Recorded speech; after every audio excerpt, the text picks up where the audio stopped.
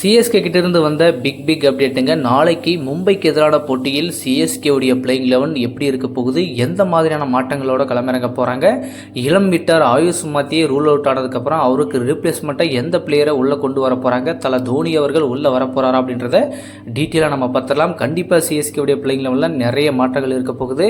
முக்கியமான வீரர்கள் எல்லாருமே அணிக்கு திரும்ப இருக்கிறதுனால கண்டிப்பாக மும்பைக்கு எதிரான போட்டியில் சிஎஸ்கே உடைய பிளேயிங் 11 தாறுமாறாக இருக்க போகுது. கண்டிப்பாக தெருக்கி விட போகிறோம். ஸோ யார் வந்து உள்ளே வர போகிறாங்க, எந்தெந்த வீரர்களுக்கு எந்தெந்த இடத்துல வாய்ப்புகள் கிடைக்க போகுது, சிஎஸ்கேவுடைய பிளேயிங் 11 எப்படி இருக்க போகுது, ஸோ எந்த மாதிரியான வெறியோட வர போகிறாங்க அப்படின்றத நம்ம பார்க்கலாம். ஸோ இதில் பார்த்தீங்கன்னா ஓப்பனிங் நமக்கு எல்லாருக்குமே தெரியும், நம்ம ருத்ராஜ் வர்சஸ் சஞ்சு சாம்சன். ஸோ ரெடியாக இருக்காங்க. ஸோ என்னதான் ருத்ராஜ் கைக்வாட்டும் சஞ்சு சாம்சனும் ஓப்பனிங் களமிறங்கினாலும் இரண்டு வீரர்களுமே எக்ஸ்பீரியன்ஸான வீரர்கள். ஏன்னா நிறைய போட்டிகள் ஐபிஎல்ல ஓப்பனிங் ஆடி இருக்காங்க அப்படின்னும் போது ஸோ ஏன் இந்த மாதிரி சுச்சுவேஷனை அவங்க ப்ரெஷரான ஒரு சுச்சுவேஷனுக்கு எடுத்துகிட்டு போகிறாங்க அப்படின்றது ஒன்றும் புரியல. சஞ்சு சாம்சன் நல்லா கம்பேக் பண்ணார். பட் திடீர்னு மீண்டும் அதே ஒரு இக்கட்டான சூழலுக்கு தள்ளப்பட்டு இருக்காரா அப்படின்ற கேள்விகளும் போயிட்டுருக்கு.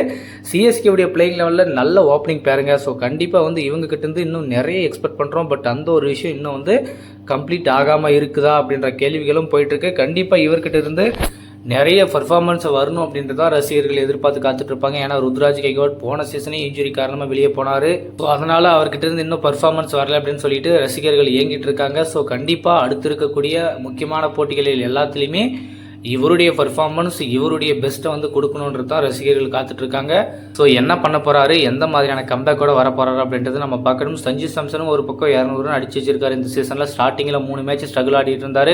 அடுத்த 3 மேட்ச்சில் ஒரு நல்ல கம்பேக் பண்ணுறாரு. ஸோ இப்போது அவருடைய கம்பேக் ரொம்ப ரொம்ப ரொம்ப முக்கியங்க, ரொம்ப ரொம்ப அவசியம். ஸோ அவர் வரணும். அவர் எப்போ கம்பேக் பண்ணுறாருன்றது தான் ரசிகர்களுக்கு காத்துட்ருக்காங்க. ஸோ நாளைக்கு நடக்கக்கூடிய போட்டியில், மும்பைக்கு எதிரான போட்டியில் அவருடைய கம்பேக் இருக்குமா, அது ரொம்ப ரொம்ப முக்கியமான போட்டிங்க.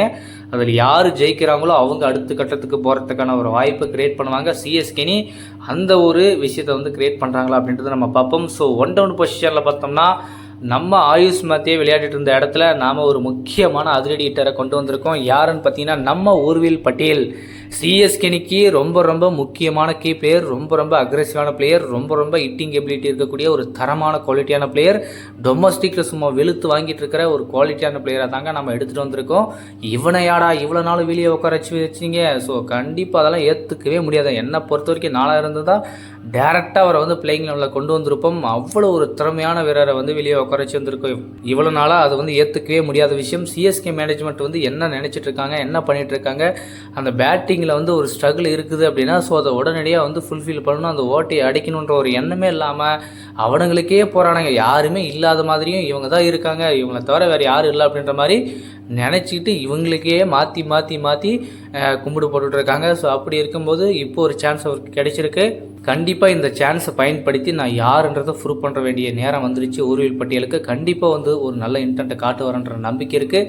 சிஎஸ்கேனிக்கு ஒரு நம்பிக்கை நாயகனாக இருப்பார் அப்படின்ற நம்பிக்கை இருக்குது. ஸோ ஊர்வில் பட்டியல் ஆயுஷ் மாத்தியோடைய ரீப்ளேஸ்மெண்ட்டில் உள்ளே வரதை பற்றி உங்களோட கருத்து என்னன்றதை மறக்காமல் கமெண்ட் பண்ணுங்கள். ஸோ அதே மாதிரி அவர் பர்ஃபெக்டான ரீப்ளேஸ்மெண்ட் பிளேயராக இருப்பார்ன்ற நம்பிக்கை இருக்குது. அவர் நினச்சிட்டே இருந்திருப்பார் எப்படா நமக்கு சான்ஸ் கிடைக்கும்ட்டு.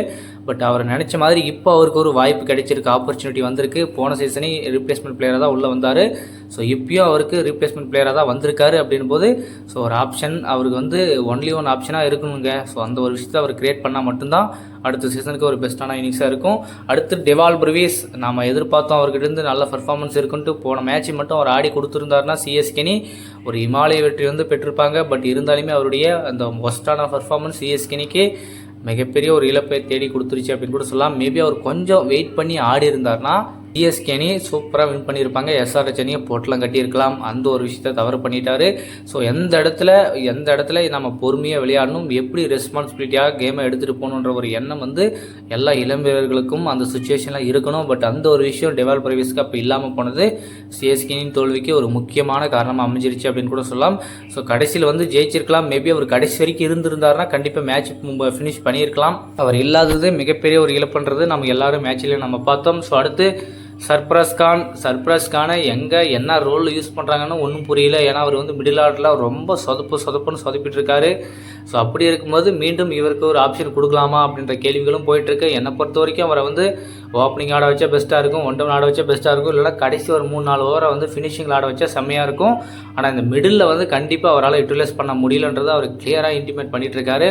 ஸோ அந்த ஒரு விஷயத்தை வந்து சிஎஸ்கே மேனேஜ்மெண்ட் மாற்றணும். ஒருவேளை வந்து சிவம் துபேவை முன்னாடி ஆட வச்சுட்டு சர்ப்ரைஸ்கான வந்து பின்னாடி எடுத்துகிட்டு போனால் அந்த கடைசி ஒரு 2-3 வாரம் நீ போய் அடிடா, உனக்கு ஃப்ரீ ஹிட்டிங்டா, நீ வந்து என்ன வேணால் பண்ணுன்னு சொல்லிட்டு அனுப்பிட்டோன்னா கண்டிப்பாக அந்த இடத்துல அக்ரெசிவ் ஆடுவார், அதில் எந்த மாற்றமும் இல்லை. ஆனால் ஒரு மிடில் ஆர்டரில் வந்து நீ ரெஸ்பான்சிபிலிட்டியை நாக் ஆடணும், ரன்னும் வரணும், ஹிட்டிங் எபிலிட்டி இருக்கணும் அப்படின்போது அந்த ப்ரெஷரை வந்து அவர் மேலே போட்டுக்கிறாரு. அது நம்ம 2-3 மேட்சை நம்ம பார்த்தோம். ஸோ அதனால் சர்ப்ரைஸ் கானுக்கு ஒரு புதிய ரோலை கொடுத்து அவரை வந்து ஆட வச்சா கரெக்டாக பெஸ்ட்டாக இருக்கும். ஒன்று ஃபினிஷிங்கில் ஆட வைக்கணும், அப்படி இல்லைனா பவர் பிளேயில் கொடுக்கணும். இந்த 2 ஆப்ஷனை தவிர வேறு எந்த ஆப்ஷனும் அவருக்கு இல்லை அப்படின்றது தான் இங்கே முக்கியமான விஷயமே. ஸோ அடுத்து பார்த்தோம்னா நம்ம முக்கியமான வீரருங்க சிவம் துபே. அவரை வந்து முன்னால் ஆட வைக்கிறீங்களா, என்ன ரோல்னு அவருக்கு ஒன்றும் புரியல. இந்த சீசன் அவருக்கு என்னன்னே ஒன்றும் புரியாமல் அவர் ஆட வச்சிட்ருக்காங்க. கம்முன்னு 4th ஆட வைங்க, 5th டெவால் பிரேவி, 6th வந்து நம்ம சர்ப்ரைஸ் கரெக்டாக இருக்குது பொசிஷன். இந்த ஒரு பொசிஷனை மாற்றாங்கன்னா கரெக்டாக இருக்கும். இவன் ஸ்பின்னர் போடுறான், பவுலிங் போடுறான் அப்படின்ற அந்த வேரியேஷனே தேவையில்லைங்க. அவன் எந்த இடத்துல கொடுத்தாலே ஆடணுன்ற ஒரு பிளேயராக தான் இருக்கணும். அந்த ஒரு விஷயத்தை சிஎஸ்கே மேனேஜ்மெண்ட் மனசில் வச்சுருக்கணும். ஸோ அதனால் கண்டிப்பாக சிவம் துபேவே நம்பர் 4 ஆட வச்சுட்டு, நம்பர் 5 டெவால் பிரேவிஸ் ஆட வச்சுட்டு, நம்பர் 6 சர்ப்ரைஸ்க்கான ஃபினிஷிங் ரோலை ஆட வைங்க. கண்டிப்பாக செம்மையாக இருக்கும், அதில் எந்த மாற்றமும் இல்லை. அடுத்து அகில் ஹுசைன் கம்பேக் பண்ணார். போன மேட்ச்சில் அவரை எடுத்துகிட்டு வந்திருந்தாவே மேட்ச்சில் வந்து ஓரளவுக்கு விறுவிறுப்பு இருந்திருக்கும்.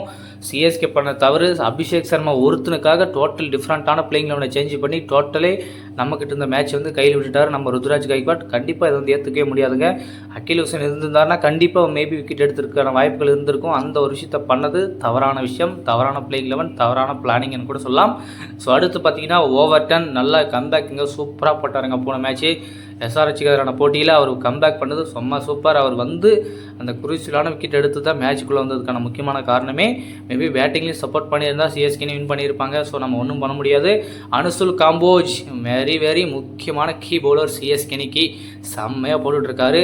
இப்போ டாப் ஆஃப் தி டேபிள் இருக்கார் விக்கெட்டில். சிஎஸ்கேனிக்காக அதிக விக்கெட்களை எந்த சீசன் எடுத்திருக்காரு அப்படின்னு கூட சொல்லலாம். கண்டிப்பாக இவர்கிட்ட இருந்து என்ன பெஸ்ட்டான ஆப்ஷன், என்ன பெஸ்ட்டான குவாலிட்டின்னா நல்ல தரமான நாக்கை இந்த சீசன்லேருந்து காட்டுவார்ன்ற நம்பிக்கை இருக்குது. ஸோ என்ன பண்ண போகிறார் அடுத்த போட்டியில், மும்பைக்கு எதிரான போட்டியில் அவருடைய சப்போர்ட் எப்படி இருக்க போகுது, அவருடைய பர்ஃபார்மன்ஸ் எப்படி இருக்க போகுது. அந்த ஃபஸ்ட்டு 3 மேட்ச் இல்லாத வெறித்தனமான அக்ரெசிவ் இப்போ பயங்கரமாக இருக்குது அவர்கிட்ட. ஸோ கண்டிப்பாக நல்ல ஏர்கர், நல்ல குவாலிட்டி, நல்ல வேரியேஷன், நல்ல லைன் எல்லாத்தையும் எடுத்துகிட்டு வந்திருக்காரு.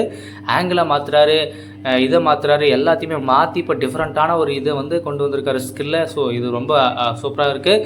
ஸோ இன்னும் அவர்கிட்ட இருந்து நிறைய பெஸ்ட்டான பர்ஃபார்மன்ஸை பார்க்கறதுக்கான வாய்ப்புகள் இருக்குது அப்படின்றது நம்ம பார்ப்போம். நூர் அகமது கம்பேக் பண்ணிட்டார் அப்படின்னு நம்ம எல்லாரும் நினச்சோம். பட் கடைசி மேட்ச்சில் கொஞ்சம் சப்போர்ட் இல்லாமல் பண்ணார். பட் இருந்தாலுமே கேட்ச் எடுத்திருந்தாருன்னா கண்டிப்பாக வந்து அவர் இன்னும் நம்பிக்கை போட்டிருப்பாருங்க. ஸோ அது ஒரு விஷயம். கேட்ச் எந்தளவுக்கு ஒரு பவுலர்ஸ்க்கு வந்து கொடுக்குறோமோ அந்த பவுலர்ஸ்க்கு வந்து இன்னும் பயங்கர வெறி வரும். பட் கேட்ச் மிஸ் பண்ணாவே அவங்க வந்து முடஞ்சிருவாங்க. ஸோ அந்த ஒரு விஷயத்தை வந்து சிஎஸ்கேனே மாற்றணும். ஃபீல்டிங்லனா பெஸ்ட்டான பர்ஃபார்மன்ஸ் கொடுக்கணுன்றது தான் என்னுடைய கருத்தாக இருக்குது. ஸோ இடத்துல குர்ஜப்ரீத் சிங் செம்மையாக போட்டுட்ருக்காரு, நல்ல கம்பேக்கு. கண்டிப்பாக அவர்கிட்ட இன்னும் பெஸ்ட்டான குவாலிட்டி இருக்குது, நல்ல தரமான திறமையும் இருக்குது இவர்கிட்ட. கண்டிப்பாக இன்னும் இவர் யூஸ் பண்ணாங்கன்னா இன்னும் பெஸ்ட்டான பர்ஃபார்மன்ஸ், பெஸ்ட்டான பவுலிங் கொடுப்பாருன்ற நம்பிக்கை இருக்குது. ஸோ இதுதான் நாளைக்கு மும்பைக்கு எதிரான போட்டிக்கான சிஎஸ்கேவுடைய பெஸ்ட்டான பிளேயிங் லெவனாக இருக்க போகுது. ஸோ இதில் முக்கியமான வீரர்கள்லாம் உள்ளே வர போகிறாங்க. இதில் உங்களுக்கு எந்த வீரர்கள் வந்து சேஞ்ச் ஆகிட்டு உள்ளே வந்தால் நல்லாயிருக்கும், பிளேயிங் லெவலில் கொண்டு வந்தால் நல்லாயிருக்கும்னு சொல்லிட்டு உங்களுடைய பெஸ்ட்டான பிளேயிங் லெவலில் மும்பைக்கு எதிரான போட்டிக்கான இருக்கக்கூடிய பிளேயிங் லெவலை மறக்காமல் கமெண்ட் பண்ணுங்கள்.